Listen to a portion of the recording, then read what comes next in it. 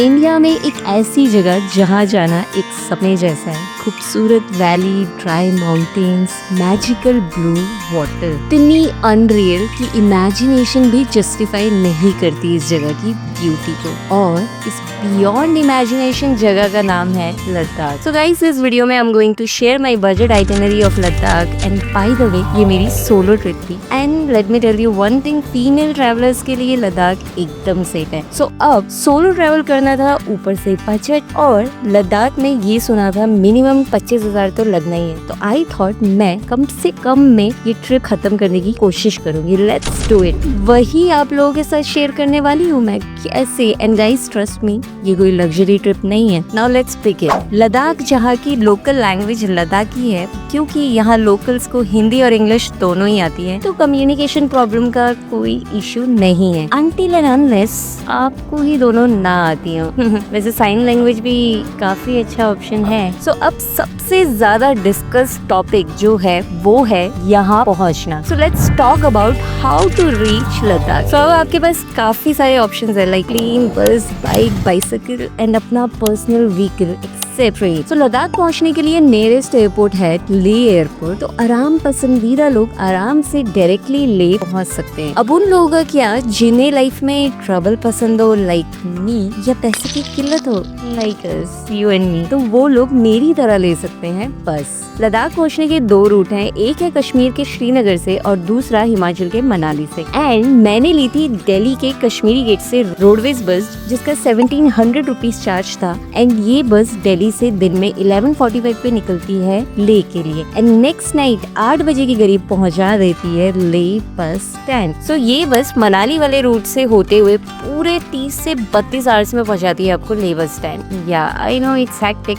And one more thing, ये बस केलोंग से चेंज हो जाती है। ओके, सो केलोंग में हाफ एन आवर का हॉल्ट लिया था मेरी बस ने, बट इससे पहले यूजुअली बसेस यहाँ ओवरनाइट हॉल्ट के लिए केलोंग में रुका करती थी और मॉर्निंग में 4:30 निकल जाती थी। बट अब ऐसा नहीं है। मेरी बस पहुंची सुबह के 4, 4:30 बजे और हम आधे घंटे बाद वहाँ से निकल भी गए थे। बस यहाँ पे बस चेंज हो जाती है। अब रास्ते तो एज यूजुअल काफी सुंदर है ही, पर ऑक्सीजन का धीरे धीरे आपको इशू होने लग जाएगा जैसे जैसे एल्टीट्यूड बढ़ता रहेगा। सो रास्ते में थोड़ा थोड़ा खाना ही होगा, बहुत ज्यादा नहीं खाना है। And keep hydrating yourself. So there is one more issue, that is washroom, जो गर्ल्स के लिए बहुत बड़ा इशू है। रेयरली ही आपको यहाँ पे वॉशरूम्स दिखेंगे रास्ते में। हाँ, बड़ी दिक्कत है बाबा, गर्ल्स के लिए बहुत दिक्कत है। बट एनीवेज, मैं रात के 8 बजे ले पहुंच गई थी। अब जो दूसरा रूट है वो है श्रीनगर वाला रूट। कहते हैं ये रूट बहुत ही ज्यादा खूबसूरत है। सो मैं इस रूट से वापस गई थी दिल्ली, जो आप भी फॉलो कर सकते हो। ले बस स्टैंड से डेली एक बस चलती है दिन के 2 बजे जो श्रीनगर जाती है। सो ये भी आपको 18 से 20 घंटे में next morning Srinagar bus stand पहुंच जाएगी, क्योंकि ये लेती है नाइट हॉल्ट रात में द्रास नाम की एक जगह में, जहाँ से आगे का रास्ता थोड़ा रिस्की है। तो रात में उस रूट में बसेस नहीं चलती, जिसकी वजह से ये थोड़ा लेट पहुंचती है। बाकी इतना लंबा रास्ता है नहीं। नेक्स्ट मॉर्निंग श्रीनगर पहुंच गई थी मैं, एंड नो डाउट बहुत ही खूबसूरत रास्ते थे यहाँ के। एंड रोड्स मनाली के कंपैरिजन में बहुत ही अच्छी कंडीशन में थी, बिकॉज मनाली वाले रूट की रोड्स थोड़ी खराब कंडीशन में हैं। एंड देन श्रीनगर पहुंच के श्रीनगर से जम्मू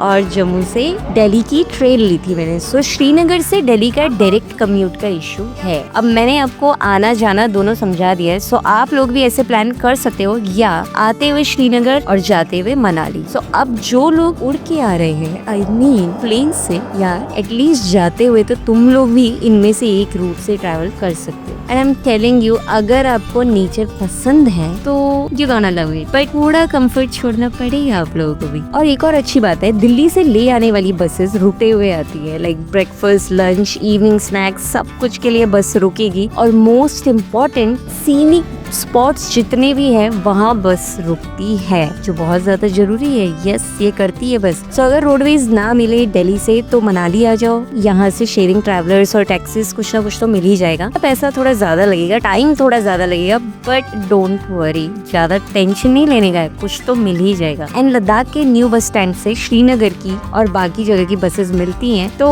अगर तुम्हारी बस इनकेस मिस हो जाए या ना मिले तो शेयरिंग टैक्सीज भी चलती रहती करती हैं, थोड़ा ज्यादा चार्जेस लेती है, बट आप लोग पहुंच जाओगे, तो ज्यादा स्ट्रेस नहीं लेने का भाई। सो ये तो हो गई पहुंचने पहुंचाने की बातें। अब पहुंच गए हम लोग, now where we gonna stay. So let's talk about stay.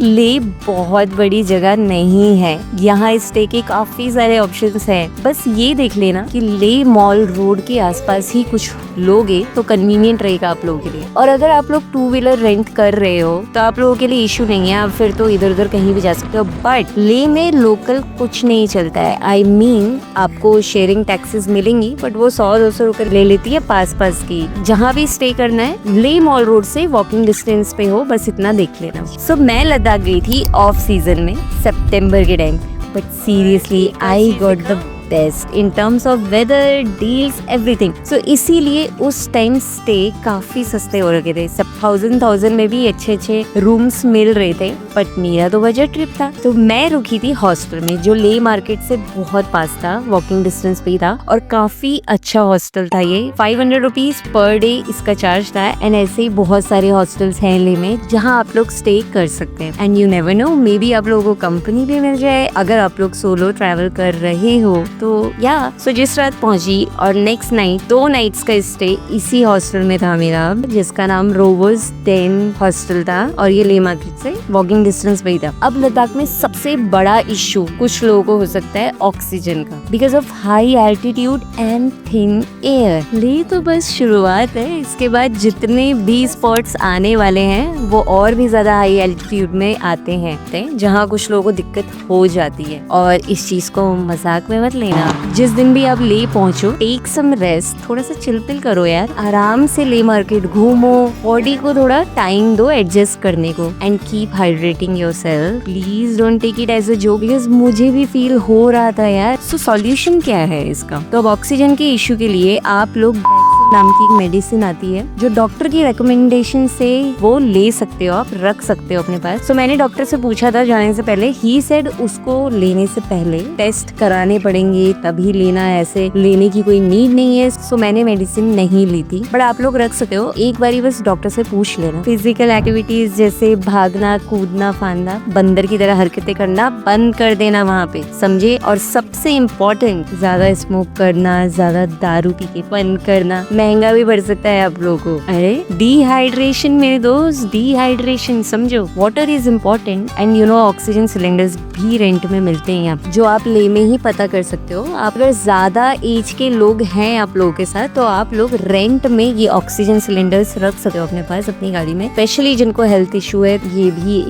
ये एक अच्छा ऑप्शन है। आई गेस 400 to 500 में आपको रेंट में तो मिल ही जाएगा, वो आपको पता करना पड़ेगा। I have no idea, but सबसे बेस्ट ऑप्शन है पोर्टेबल ऑक्सीजन का, जो इजी टू कैरी है, एंड ये 500 रुपीज तक में मिल जाता है ऑनलाइन। ये मैं आपको लिंक डिस्क्रिप्शन में दे दूंगी, आप लोग चेक कर लेना। तो इमरजेंसी के लिए you can carry this one. And you know मुझे भी एंजाइटी और सांस लेने में इशू हुआ था थोड़ा सा हॉस्टल में रात में, सो मैं तो आंख बंद करके सो गई। आई थॉट देखी जाएगी यार, सुबह आंख खुल गई तो लद्दाख देख लेंगे, नहीं तो हेवन देख लेंगे, क्या ही है। मजाक था गाइस, अब कुछ लोग सीरियस भी हो सकते हैं, प्लीज मत होना। मैंने कोई मेडिसिन या सिलेंडर यूज नहीं किया था, भगवान का शुक्र है। Now let's talk about what to do in Ladakh. अब मैं तो पहुंची ही रात में, सो मेरा फर्स्ट डे का प्लान था ले लोकल देखना, जिसके लिए यूजुअली लोग स्कूटी या बाइक रेंट कर लेते, क्योंकि मुझे इनमें से कुछ आता नहीं था, तो मैंने शेयरिंग टैक्सी किया था। सो यहाँ पैकेजेस चलते हैं, लाइक ये लोग आप लोगों को 5 जगह कवर करवाएंगे एक टैक्सी में, और उस टैक्सी का एक चार्ज होता है जो सब में डिवाइड हो जाता है। अब क्योंकि ऑफ सीजन था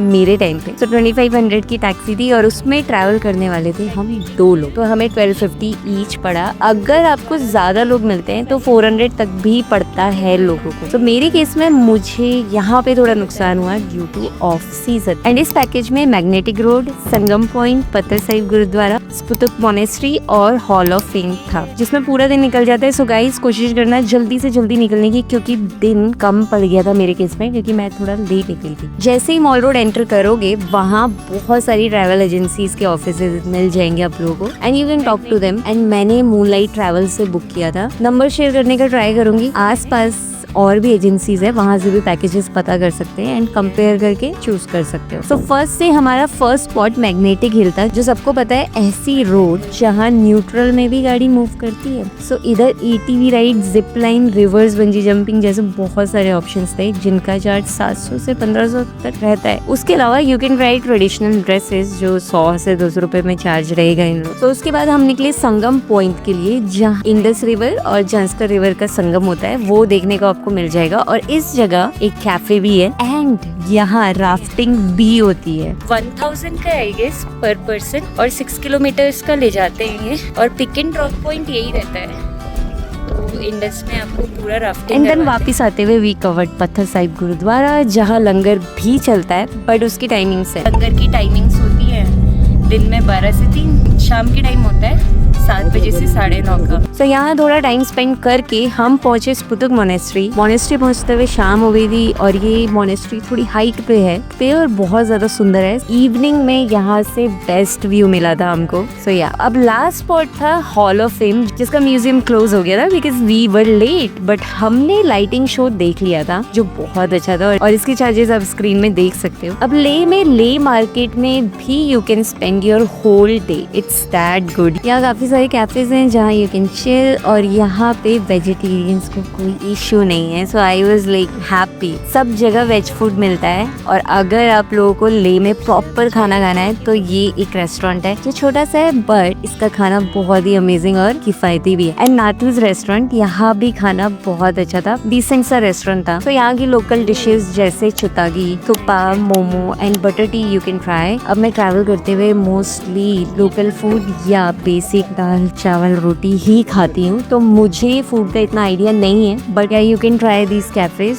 और रेस्टोरेंट्स। सो अब लद्दाख घूमेंगे कैसे? तो आप लोग पर्सनल व्हीकल कर सकते हो, लाइक बाइक रेंट कर लो, बट आई वुड से जो भी रेंट करना है लद्दाख का लोकल ही रेंट करना, लाइक हिमाचल या JNK का व्हीकल अवॉइड करना। बाइक आपको 1500 पर डे के हिसाब से मिल जाएगी, इवन 4 व्हीलर्स भी आपको 2500 में मिल जाएगा। क्योंकि मेरे पास ये सारे ऑप्शंस नहीं थे, मुझे इनमें से कुछ भी चलाना नहीं आता, तो आई थॉट लोकल बसेस से घूम आ जाए, जो बहुत ही अनसेफ और रिस्की ऑप्शन है एक फीमेल सोलो ट्रैवलर के लिए। First of all local buses चलती है, बट उनकी टाइमिंग्स आपके अकॉर्डिंग तो होंगी नहीं, वो तो अपनी टाइमिंग्स में चलती है। एंड यू नो आप कहीं की महारानी भी नहीं हो, और आपको घुमाने तो ले जा नहीं रही कि जहाँ आप बोलोगे वहाँ जाके आपको छोड़ देगी, तो बहुत स्यापा था। तो मैंने सोचा सेफ्टी कम्स फर्स्ट, कहीं फंस गई तो कौन बचाएगा अपन को यहाँ पे, एंड इंडिया में तो बैटमैन भी नहीं है। तो मैंने चुपचाप पैकेज कर लिया। सो ले में एक ओल्ड बस स्टैंड है और एक न्यू बस स्टैंड, और ओल्ड बस स्टैंड ले मार्केट से बिल्कुल पास में है, और यहाँ से लोकल शेयरिंग टैक्सीज और बसेस चलती रहती हैं नुब्रा पैंगोंग के लिए जो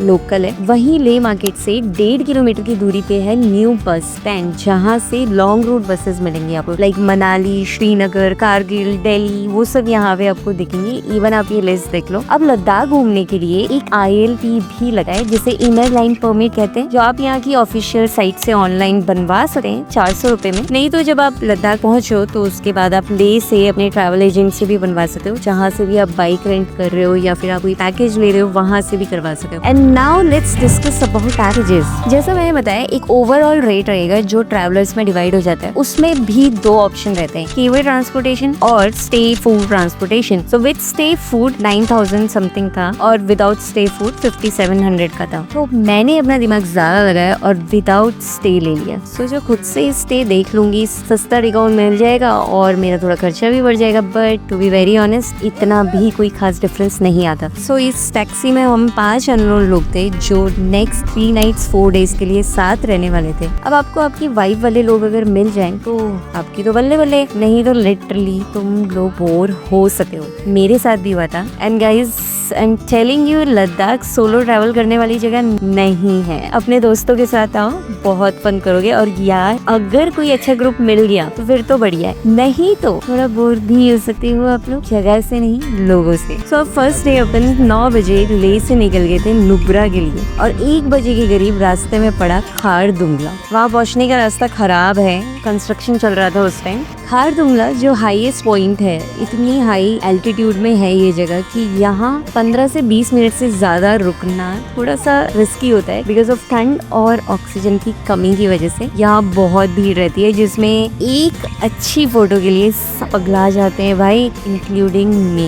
एंड यहाँ छोटे छोटे फूड ट्रक्स शॉप्स भी मिल जाएंगी जहाँ पे छोटे पुटर खाने को मिल जाता है। उसके बाद रास्ते में if you are lucky then आपको ये याक भी मिल सकते हैं। ना एक छोटे से ढाबे में लंच करके और ये लैंडस्लाइड की वजह से जाम लगा था, उसको क्रॉस करके अपन पहुंचे डिस्किट मोनेस्ट्री, जहाँ से अब ये मैत्रेय बुद्धा स्टैचू जो इतना बड़ा और खूबसूरत स्टैचू है उसको देख के डिस्किट मोनेस्ट्री देखी। एंड इवनिंग व्यू बहुत अच्छा था। यहाँ से पूरी नुब्रा वैली दिखती है एंड एंट्री के टाइम पे एक छोटी सी एंट्री फी ले लेते हैं ये लोग। सो अब नेक्स्ट 2 नाइट्स का स्टे हमारा हुंडर में ही होने वाला था। सो नुब्रा में जरूरी नहीं है आप लोग हुंडर में ही रुकें, उसके अलावा आप एक नाइट हुंडर में और एक नाइट कहीं और भी रुक सकते हैं क्योंकि हुंडर एक अच्छा ऑप्शन है। यहाँ पे काफी सारे होम स्टेज और होटल्स मिल जाते हैं, इजीली मिल जाते हैं, इसीलिए पैकेजेस वाले लोग यहीं रुकते हैं। बट क्योंकि अब नाइट में पहुंचे और पैसा भी कम लगाना था मुझे, तो मेरी प्रेफरेंस तो होम स्टेज थे। नुब्रा में लाइट का बड़ा पंगा है, यहाँ पे लाइक शाम के 6 बजे से रात के 11 बजे तक ही लाइट रहती है। तो जो होटल्स इलेक्ट्रिसिटी प्रोवाइड करते हैं वो काफी हाई रेंज में आ जाते हैं, लाइक 3000 से तो स्टार्टिंग ही है वहाँ पे ऐसे होटल्स की। एंड होम स्टेज तो फिर भूल ही जाओ, होम स्टेज आपको सस्ते भी मिल जाएंगे, 800 से स्टार्ट हो जाते हैं होम स्टेज,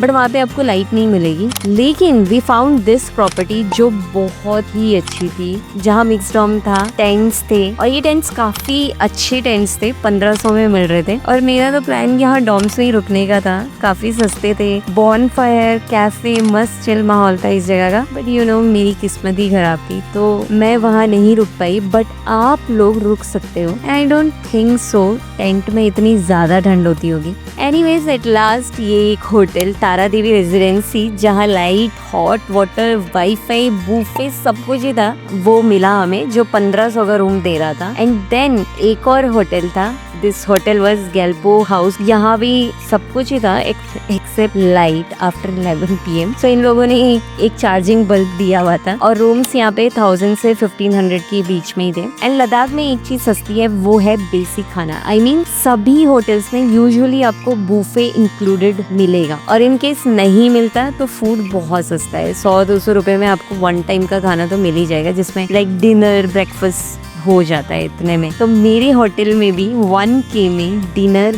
ब्रेकफास्ट सब कुछ था और 2 नाइट्स का स्टे अब मेरा यहीं होने वाला था। सो थर्ड डे प्लान था थांग विलेज, तुर्तुक विलेज और शोक वॉर मेमोरियल कवर करने का। तो सबसे पहले रास्ते में पड़ा ये वॉर मेमोरियल, एकदम ओपन एरिया में और फ्री ऑफ कॉस्ट है। इसके बाद हम पहुंचे थांग विलेज जो 1971 की वॉर के बाद फिर से इंडिया में आ चुका था और यहाँ से दिखता है पाकिस्तान का बॉर्डर। अब यहाँ आपको मिलेंगे ड्राई फ्रूट्स ही ड्राई फ्रूट, सस्ते टिकाऊ और हेल्दी ऑर्गेनिक ड्राई फ्रूट्स जो 200 से 250 तक के पैकेट मिलते हैं। अब क्योंकि लद्दाख में एप्रिकॉट ही एप्रिकॉट होता है तो वो भी यहाँ भर भर के मिल रहा था। यू नो आप लोगों को अपनी स्किन बहुत अच्छी करनी है तो यहाँ पे एक एप्रिकॉट ऑयल भी मिलता है जो 400 रुपए में मिलता है, वो भी आप ले सकते हो। और यहीं पे ये ढाबे रेस्टोरेंट्स भी थे जहाँ खाना पीना कर सकते हो। वैसे थांग में फॉरेनर्स नहीं जा सकते, ओनली इंडियंस ही अलाउड हैं यहाँ पे। थांग के बाद तुर्तुक गए हम। तो गाइस यहाँ मैं आपको बता दूं, अगर थोड़ा एक्स्ट्रा टाइम हो तो तुर्तुक रुके ही जाना। बहुत ही खूबसूरत गांव है ये जो इंडिया पाक बॉर्डर से पास ही है और ये भी पाक से दोबारा अपने पास आया है। यहाँ काफी कुछ है देखने का, म्यूजियम, पैलेस, यहाँ के खेत, यहाँ के लोग, यहाँ की माउंटेन, सब कुछ इतना सुंदर है। और यहाँ पे स्टे के बहुत सारे ऑप्शंस हैं एंड यहाँ की लोकल बाल्टी क्विजीन बहुत फेमस है तो वो भी आप ट्राई कर सकते हो। यहाँ कैफेज हैं बहुत सारे वहाँ पे। तो यू गाइज हैव फन। इंसान गलतियों से ही सीखा है, मैंने तो ना रुकी गलती की बिकॉज यू नो मेरा पैकेज था और मैं जंजीरों से बंधी हुई थी। क्या करती, मजबूरी थी मेरी। आप लोग स्टे कर सकते हो तो कर लेना, पर जो भी हो यहाँ काफी टाइम लगता है तो थोड़ा टाइम लेके ही आना यहाँ पे। सो अंदर से थांग के बीच में काफी सारे स्टे के ऑप्शंस हैं, लाइक ये रिजॉर्ट और तुर्तुक में भी अच्छी सी जगह है रहने की। तो एनीवेज हम नेक्स्ट डे बोले तो 4th डे निकलने वाले थे पैंगोंग के लिए, बट उससे पहले हुंडर में पाए जाते हैं ये डबल हम्प कैमल्स जो इतने रेयर हैं, तो इनको मिस मत करना। हम हुंडर सैंड ड्यून्स पहुंचे सुबह सुबह, ड्राई माउंटेन्स, सैंड और यहाँ ये कैमल्स जिसका राइड कॉस्ट 490 रुपीज़ था। और यहाँ पे छुटपुट खाने के भी ऑप्शंस थे, काफ़ी कुछ यहाँ गेमिंग ऑप्शंस भी हैं, तो अच्छी जगह है ये। और उसके बाद हमें एक पॉइंट था जहाँ पे ATV राइड करने रुके थे, जहाँ ATV राइड 1000 पर पर्सन एंड 2 लोगों का 1500 चार्ज रहेगा। एंड यहाँ पे जिपलाइन भी होती है जो ATV के साथ 1000 रुपीज़ में हो जाती है। I mean 1000 से 1500 के बीच में यहाँ पे आप ये एक्टिविटीज कर सकते हो। और यहाँ ये छोटा सा रेस्टोरेंट भी था। अब हुंडर से पैंगोंग के बीच में कहीं ये छोटा सा ढाबा था जहाँ हम लंच करने रुके थे। और यहाँ पे खाना जैसे मैंने बोला बहुत सस्ता ही है। हुंडर से पैंगोंग जाने का रास्ता बहुत ज्यादा खराब है, सो थोड़ा सा इशू हो सकता है राइड करने वाले लोगों को। एंड दूर तक सन्नाटा, आसमान, पहाड़, बस यही सब दिखेगा आप लोगों को। सो अब शाम के 5 बजे तक पैंगोंग पहुँच गए थे हम। आपको बता दूं मैं सितंबर में गई थी, तब प्राइसेस थोड़े कम थे। एंड हमको पैंगोंग में कॉटेज जो यूजुअली 2500 से स्टार्ट होते हैं वो हमें 800 में मिल गया था। I mean एक रूम 800 रुपए का मिल गया था हम लोगों को। अब क्योंकि यहाँ होम स्टेज नहीं है, कॉटेजेस ही हैं, सो 2500 से ही स्टार्ट होती है यहाँ की प्राइसेस। थोड़ा महंगी जगह है ये, बट यूजुअली लोग यहाँ ठंड और ऑक्सीजन की कमी की वजह से नहीं रुकते। बट फिर कहाँ रुकते हैं? तो पास में एक जगह पड़ती है दुर्गुक, जहाँ होम स्टेज होटल्स मिल जाएंगे और सस्ते भी होते हैं यहाँ पे रूम्स, लाइक 1000 रुपीज में आपको आई थिंक सीजन में भी यहाँ पे शायद मिल जाए। और यहाँ पे उतनी ठंड भी नहीं होगी। बट अगर आपको हेल्थ इश्यू नहीं है और थोड़ा जेब भी भारी है तो पैंगोंग में ही रुकना। I mean बहुत सही एक्सपीरियंस होगा। बस ज्यादा उछल कूद मत करना, ऑक्सीजन कम होता है ना यहाँ पे। बस डिनर करने के बाद सीधा बेड पे लेट जाना लाश की तरह एकदम। ज्यादा फिजिकल एक्टिविटी करने की जरूरत नहीं है। वन मोर थिंग, खाना भी यहाँ पे बहुत सस्ता था, 100 रुपए में मिल जाएगा खाना आपको। सो रूम के साथ बुफे इंक्लूडेड नहीं था तो हमने अलग से खाना लिया था। पैंगोंग के पास काफी ऑप्शंस है यहाँ पे फन करने के। 3 इडियट्स का स्टफ रखा हुआ है यहाँ पे, जिसके प्राइसेस 100-150 रुपीज रहेंगे। फिर ये लोकल ड्रेसेस इतना ही चार्जेस रहता है इनका भी। सो पैंगोंग में स्टे करके next day I mean 5th day ले के लिए निकले हम लोग। और हमारा पहला स्पॉट था चांगला पास, जो बहुत हाई एल्टीट्यूड में आता है। एंड यहाँ पे भी ऑक्सीजन का इश्यू रहता है, तो ज्यादा देर यहाँ भी रुकना प्रेफर नहीं करते लोग। एंड इधर ही एक कैंटीन है जो आर्मी वाले ही चलाते हैं। एंड यहाँ पे चांगला बाबा टेम्पल भी है कि यहाँ पे आप लोगों को स्नो देखने को मिल जाएगी। अब इसके बाद थिक्से मोनेस्ट्री, जो लद्दाख की सबसे बड़ी मोनेस्ट्री और सबसे खूबसूरत मोनेस्ट्री है और ले से 20 किलोमीटर की दूरी पे है, वहाँ पहुंचे हम लोग। और 30 रुपए की टिकट लगती है यहाँ देखने का। एंड यहाँ से मिलता है आप लोगों को पूरी इंडस वैली का व्यू और लद्दाख का सबसे बड़ा इंडोर मैत्रेय बुद्धा स्टैचू भी यही मिलेगा। तो इस मोनेस्ट्री को मिस मत करना। और यहीं से 5 मिनट की दूरी पे है 3 इडियट्स का ये रैंचो स्कूल, जहाँ एक कैफे है, कुछ फन वॉल्स है, अच्छी जगह है ये। और यहाँ थोड़ा टाइम स्पेंड करके हम निकल गए थे ले वापसी में। अब नेक्स्ट 2 नाइट्स के लिए मैं सेम हॉस्टल रोवर्स डेन में ही रुकी थी। सितंबर एंड में यहाँ चलता है लद्दाख फेस्टिवल, और जब मैं वहाँ थी तब चल रहा था ये फेस्टिवल। तो ले पहुँच के मैंने अटेंड किया लद्दाख फेस्टिवल। सो लद्दाख फेस्टिवल में काफी कुछ होता है जो अलग अलग लोकेशंस में होता है, बट कॉन्सर्ट और ट्रेडिशनल डांस परफॉर्मेंसेस ले मार्केट में ही होती है। तो उस टाइम पे ले मार्केट में कुछ अलग ही रौनक थी और मेन मार्केट में ही चल रहा था ये फेस्टिवल। सो नेक्स्ट डे भी मैंने ये फेस्टिवल अटेंड किया और ये एकदम फ्री ऑफ कॉस्ट था। यहाँ पे स्टॉल्स वगैरह भी लगे हुए थे। फिर म्यूजिक कॉन्सर्ट और लद्दाख के अलग अलग रीजन से आर्टिस्ट यहाँ पे परफॉर्मेंस देते हैं, I mean traditional performance. Festival के टाइम ले मॉल रोड में भी काफी सारे लोकल कुजीन के स्टॉल्स लगे हुए थे जो यूजुअली नहीं होते। सो नेक्स्ट डे मैं ले में ही थी, जिसमें मैंने ले मार्केट एक्सप्लोर की, जहाँ आपको वहाँ का लोकल स्टफ मिल जाता है जैसे खाने पे, तो वही सब एक्सप्लोर किया। एंड ले पैलेस देखा जो ले में है और काफी हाइट पे है। अब ये पैलेस बाकी पैलेसेस से बहुत अलग है, ऐसा लगता है कि मड से बना हुआ हो, एकदम रॉ और ट्रेडिशनल पैलेस है ये, जिसमें अंदर म्यूजियम है, फिर ऊपर से you can see this whole Leh city.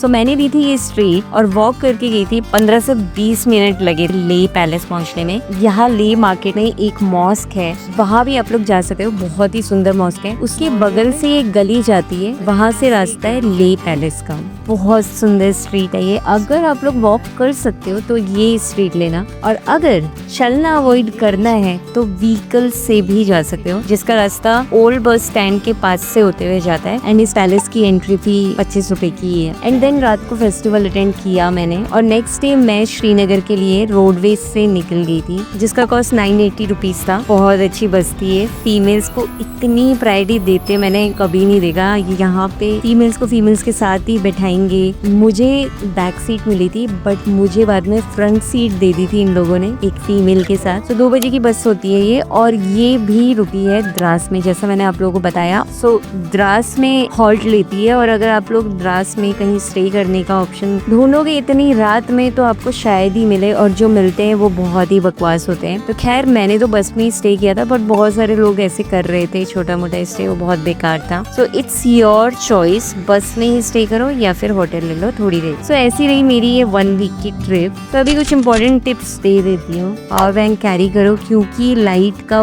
बहुत इशू रहेगा। लेके बाहर तो लाइट रहती ही नहीं है। नुब्रा में आपको लाइट नहीं मिलेगी। कीप हाइड्रेटिंग योरसेल्फ, क्योंकि ऑक्सीजन का इशू रहता है। सबसे बड़ा इशू नेटवर्क का ना होना भी है। लाइक आपका फोन धब्बा बन जाएगा। सो बाहर की सिम लद्दाख में काम नहीं करती, और लद्दाख की दूसरे स्टेट्स में। अगर आपकी पोस्ट पेड सिम है तो maybe it will work, but specially यहाँ जियो काफी सही काम करता है, then Airtel and then BSNL। उसके अलावा तो जितने भी प्रीपेड सिम्स हैं वो सब बकवास हैं। प्रीपेड यहाँ चलता ही नहीं है। बहुत नीड है नेटवर्क की। यहाँ की लोकल सिम ले लो, जियो की बेस्ट है, जियो की लेना, वो भी पोस्ट पेड लेना। भूल जाओ यार कुछ दिन फोन। अब मेरा वोडाफोन था, उसके नेटवर्क तो नहीं थे, तो वाईफाई का ही सहारा था मुझे, बट उससे कुछ दिक्कतें हो सकती है अगर आपके पास नेटवर्क नहीं है। पहला UPI, दूसरा online booking, navigation, reels and all कैसे चलेगा। तो कैश कैरी करो, क्योंकि वही काम आएगा आपको, और एडवांस में बुकिंग करो। क्योंकि मुझे प्रॉब्लम हुई थी तो मैंने हॉटस्पॉट लेके बुक किया था। बाकी नेविगेशन तो सेव कर लेना। रील्स का